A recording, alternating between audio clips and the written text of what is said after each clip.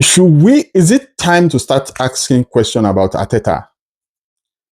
Is it actually time to start uh, thinking outside of Arteta? Because Arteta has done so much for this club, brought us from a mediocre club to to stage where we are expecting to beat Manchester City conveniently. However, it looks like we've always been good, but not just good enough. For 3 consecutive seasons now, we've been doing well, but not just well enough. Does it mean we have to find another coach, another manager to manage this crop of player? Because the problem now is not player. The problem is the coach, the tactics. What Mikel Arteta display against Man City, it's just I will never understand it. There are some decisions that he has been taking consistently that I will never understand. Everybody, when we bought Eze, what were we expecting? We were debating if he was going to play on the left wing or deputize Odegaard. And when Odegaard got injured, the simple answer was Eze or Waneri. But Mikel Arteta seems to know more than us. He started playing Mikel Merino, and that's Mikel Merino is more of holding midfield. All of us believe and we know that Mikel Merino was supposed to be substitute for Declan Rice. However, instead of Odegaard, who is injured, instead of playing Eze or Waneri, he started playing Mikel Merino. And we just are not creating enough chances. Just once again, he played it against Liverpool. It was a terrible choice. We were not creating anything. He played it against Athletic Bilbao. He was saying that because we won, nobody talk about it. I think that was very wrong. All through until Martinelli and Trossard came in, we were not playing well enough. We were not creating enough chances. The midfield was dead. Only solo effort from Madueke was all we were seeing all the match until Trossard came in and Martinelli came in.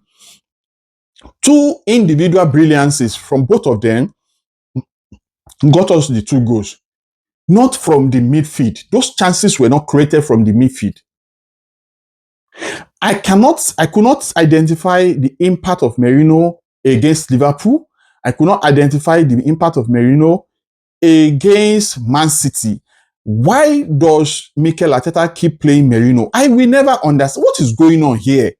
What is going on here? Why will you have Waneri attacking midfielder on the bench? Eze proving EPL attacking midfielder on the bench, and you keep playing Merino, defensive midfielder, playing 7 defensive-minded players against Man City in the Emirates. If you do that at Etihad Stadium, I will understand. In the Emirates, we are playing at home. We are trying to win the league. You are playing 8 defender, including the keeper. Why? Why are we scared? Man City was scared of us, and we are also scared of Man City. Why? Man City, this is the worst Man City team in the last 5 years. And yet we are going against them playing at home defensively. Why? Everybody knows that Trossard have more impact coming in as a substitute. Most goals, most fantastic assists he has for Arsenal has been off bench. Anytime Trossard starts a match, he doesn't do well. Or yet, Trossard was picked over Martinelli. Agreed, Martinelli has not been in good form, but he did excellently well when he came off the bench against Athletic Club. You will expect that he will start. You will expect that. We all know that Trossard always come in and do better. Whenever you start him, he doesn't do well. Yet you keep starting him at the most important time. We understand when there are no players that can play the wing, but we have Eze that can play on that left wing. We have Martinelli that can play on that left wing. They are all both fit. Why Trossard? Why Merino? People has been talking since day one that you choose to go Merino, Zubimendi, and Rice, people have been talking. These are not creating midfielder. They are not creative midfielder. There is no going, but we are just knocking ball around. We are just passing ball.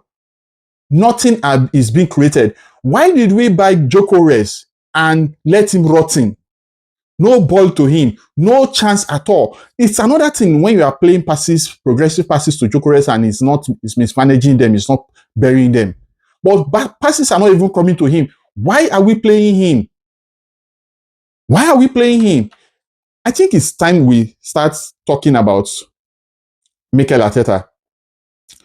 Merino today and Trossard, very, very wrong choices. Of course, I think if he figured it out, second half he brought in Eze and Saka. And he brought in Saka because Madueke had injury. So Madueke was injured in that match, came out, Saka came in, and Eze came in. The Eze was one eventually that delivered us with that simple pass, progressive pass. That being said, people have been debating, does Saliba start or Mosquera start? My simple question is, what else does Mosquera have to do to start? Mosquera has played all matches when Saliba was out, and he never made one single mistake. He has been put under pressure and he has delivered. Why don't we trust him against Man City again? Why don't we? Because obviously, I don't think Saliba was fit enough for this match. Although I was not blaming Saliba for that goal, I blame Gabriel. It was so easy for Alan to go past Gabriel. It was so easy. They were on the same level. They were on the same level. And Alan just ran and Gabriel let him run until it was one-on-one. Saliba was not covering Alan before. It was somewhere else. He was running into Alan. It was Gabriel that was tracking Alan. He just let him go. He just left him, the most informed striker in the world right now. You just let him run ahead of you to go score. It's just uncalled for. I think Saliba and Gabriel could do better for that goal. It was a goal that we shouldn't be conceding because we saw it coming. We saw it coming. We saw the run. We saw the run and we let him do it until he scored. I would have started Mosquera because Mosquera has proven that he was good enough. We would have steadied Saliba to come back in gradually. Mosquera would have started, but that is gone. But unfortunately, there are also some good side of it, of the match, that we have to appreciate. Number one was that Arsenal was able to force the draw. Over the other years, we wouldn't have gotten that goal. Because last season, when Mikel Arteta was making substitution for goals, he was bringing in defenders. He was bringing in Calafiori. He was bringing in Lewis Kelly. He was bringing in defenders to look for goals. But despite deep playing that Man City did, which had top players, Arsenal was able to force something out. It just, for once, I was not scared. It just looked to me like it will happen. Goals will come. And I was expecting more than one goal, unfortunately, from Arsenal, but it didn't come more than that. Then Eze, we saw what Eze did. There was something fantastic he did. It was simple attacking playing that he did, brought the goal. Do we want to see Eze more playing centrally? Especially now that Odegaard is out injured.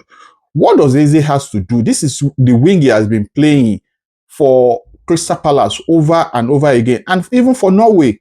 Why can't we play him in Arsenal and even see how it goes? And of course, once again, Calafiori's freedom.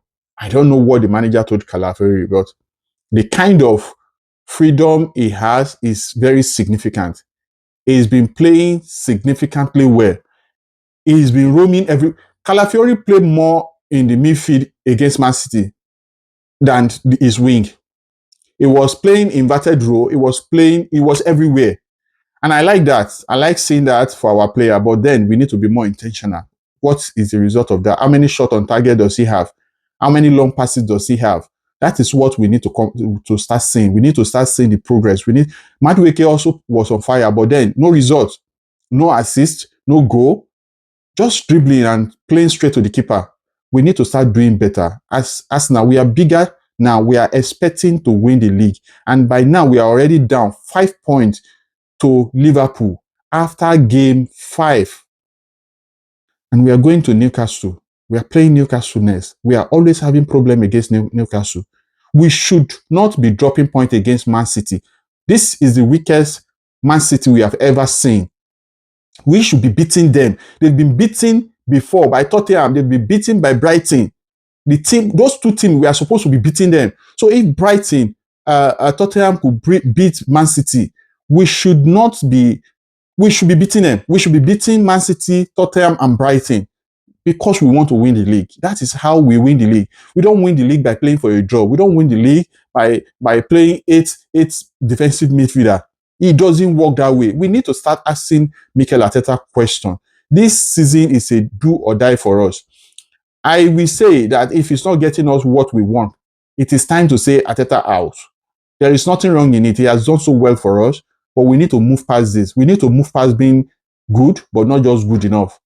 So let me know your opinion in the comment section. Drop your opinion. Let's see. What do you think? Do you think the game approach was good? Do you think it was good enough? Do you think we deserve what we got?